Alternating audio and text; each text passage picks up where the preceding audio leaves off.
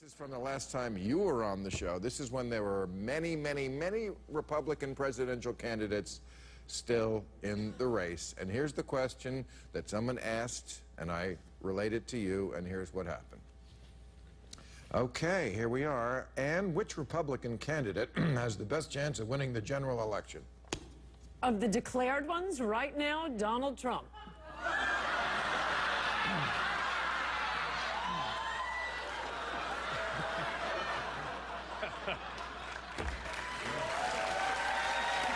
Well, go ahead. You gloat. This is a big deal, and obviously knew that right after Donald Trump made his initial statements about immigration and illegal immigration, that the American people would tap into this and that he would be a very successful candidate. So only 3 days after he announced, and Coulter was already on this. So having her on the show almost kind of solidifies her as an expert, if you ask me.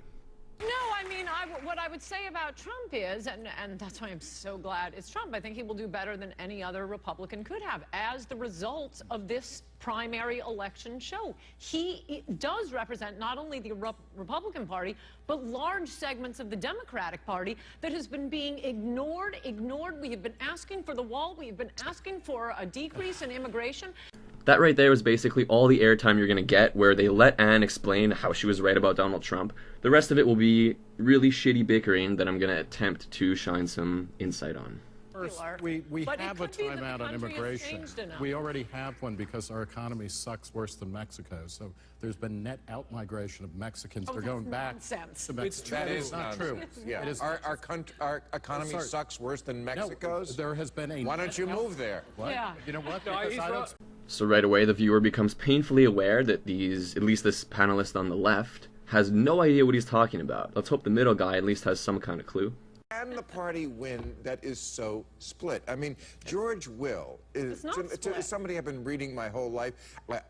Bill's point, and the point that a lot of people in the mainstream media try to put forward here, is that because people are not unanimously 100% behind Donald Trump, which is not something that anyone in any party does for any candidate, that the party is very divided. And this is completely false. This is obviously the revival of the party after being defeated in 2008 and 2012.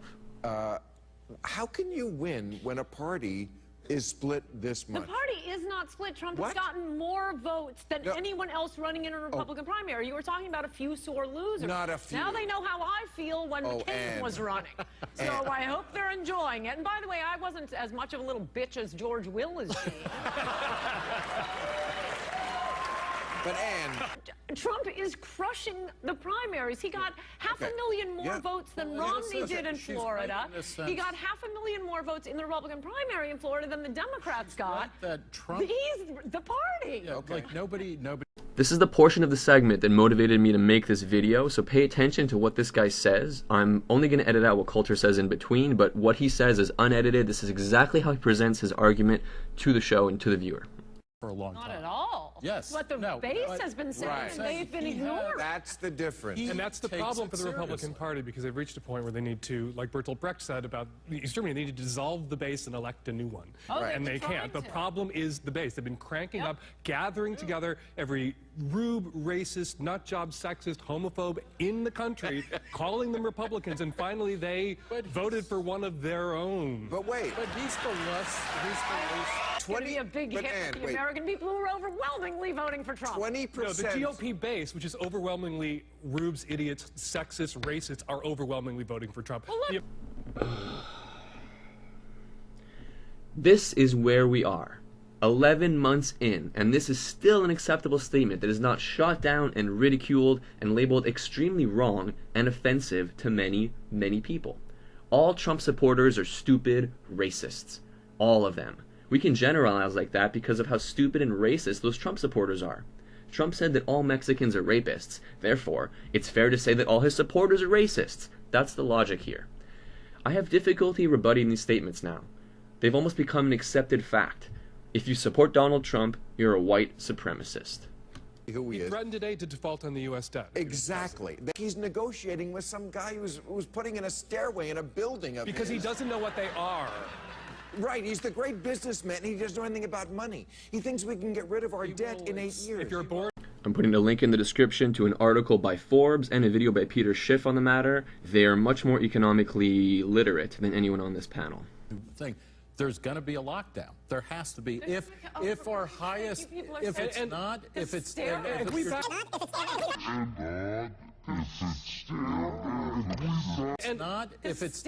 we back up, why do we want to throw these 11 million people out of the country? They contribute more to our economy than they take out. They pay more in taxes than they receive in services. It is completely false to say that illegal immigrants are putting in more into the system than they're taking out. Are some individuals? Maybe. Overall, no. They are an economic loss on the United States. This is a fact. The fact that this is not being discussed on the show is really problematic. Commit fewer crimes. Illegal immigrants commit fewer crimes per capita. American-born Americans, not native-born Americans, are 2.5 times more likely to commit a violent crime, 2.5 times more likely to be in prison.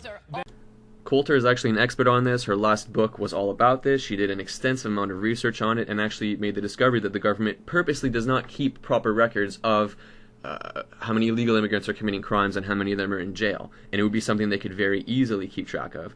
So for him to make this statement to Ann Coulter is just laughable. It really sucks that it's done in a format where he's given arguably more weight than Coulter. They're allowed to cut her off, and she's not at all given the weight as an expert that I truly think that she unarguably is. Illegal immigrants. They're not false facts. They're fact facts. Not only are they false facts, but even if they are true facts, then you need to go and elect people who will change the laws and but your rationale for building this giant wall he's saying is bullshit. He's going, okay. No, the rationale is he's the commander-in-chief. He protects the borders. Those are the laws. All he's saying is, I will be the first president who will enforce the law. This is a man who is not struggling economically. So when he states, protect us from what? His whole worldview is based around the faulty assumption that everyone on Ann's side is scared of Mexicans and immigrants and illegal immigrants, and that they have an irrational fear, and that he's being a moral agent of good by trying to tell them that there's nothing to be scared of. And this will not resonate with the many, many Americans who are able to recognize the economic implications of building a wall and deporting your illegal immigrants and dealing with an issue that should have been dealt with decades ago. Most Americans I want a path. I don't want a fucking path to citizenship. I just want to give them citizenship. Okay, all right. They're all low-wage workers. That means Fuck all the doctors and lawyers that want to immigrate here legally from countries that don't border the U.S. If you happen to border the U.S. and you can make it into the U.S., you deserve citizenship, man. Salaries go up. Salaries go up. Fuck you, Ann. This hand gesture lets the audience know that I don't have time for your facts.